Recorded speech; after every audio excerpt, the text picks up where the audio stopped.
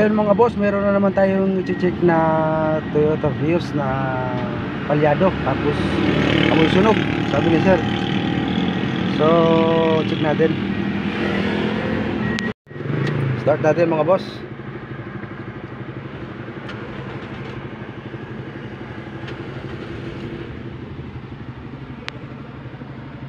Ayun nga mga boss, nanginginig, tsaka mababa yung kanyang RPM.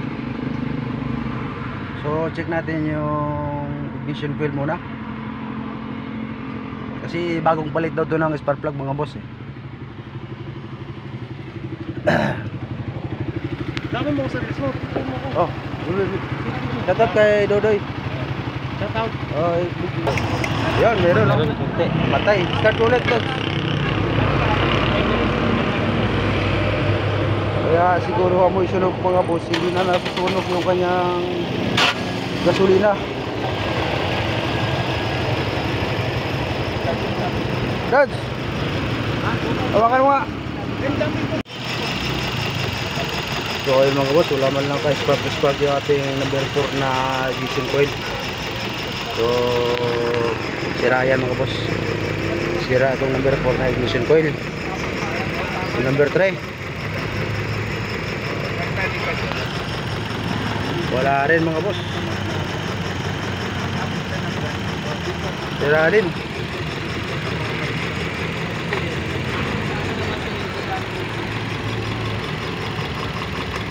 Yan o, yan, ramdam mo talaga mga boss na mayroon siyang kuryente na lumalabas sa ignition coil sa number 1. Number 2 mayroon din. Start mo Sir Dodoy. One click start. Okay, Wala nang inig pre. wala na yung inig mga boss oh. Ramdam mo sa manubila yung kanyang inig eh, kanina eh.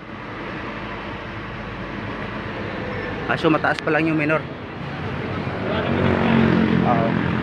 Hawakan mo, i-check natin yung ignition coil para makita nila yung testing. Kanina kasi walang kuryente yan, di ba? Hindi natin testing yung dalawa mga boss eh. Ayan mga boss oh, dapat ganyan kalakas yung kuryente niya, tuloy-tuloy. Ito kasi kanina walang mahina, tapos nawawala ang kuryente. Yan, grabe na mga boss. Ayan lang yung bago pre, yung bago mga boss oh.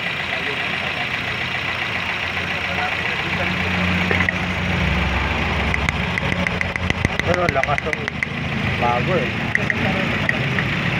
Babe na yan, huwag na yung isa. Ito yung brand natin. Ito yung nilagay natin boss, Toyota. Wala nang palya mga boss oh. Hindi na mag-amoy sunog yan.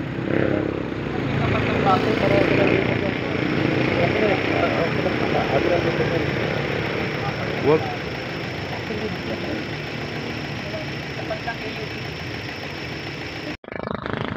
So ayun mga boss, suwabe na yung ating Toyota Vios na pinilitan ng ignition coil. Hindi na nanginginig mga boss. Kanina ramdam mo sa yung kanyang inig. Tapos yung kanyang RPM sa bagsak. Suwabe na siya ngayon. Shout out kay Dodoy, the great.